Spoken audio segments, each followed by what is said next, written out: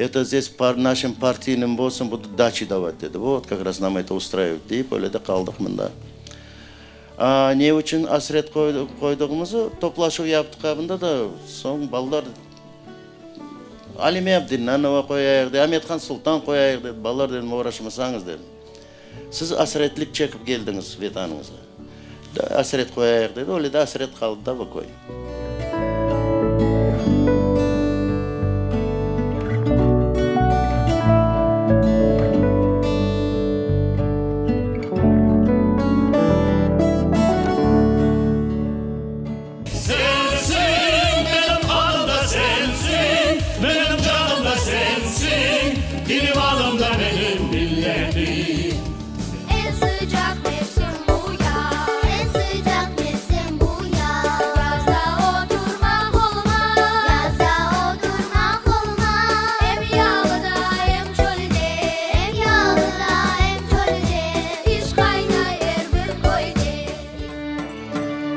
Фактором, объединившим разноплеменных степняков и горцев в единую нацию, стал ислам.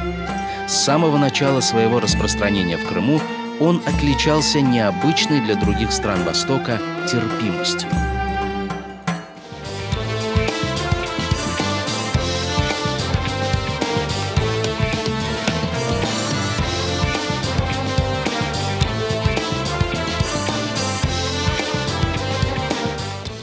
Dedi, tek bir şeyini soramak isteyeyim.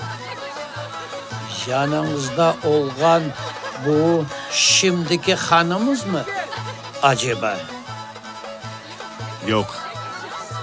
Ama vakit kelgende adamlar onun adını eşitir.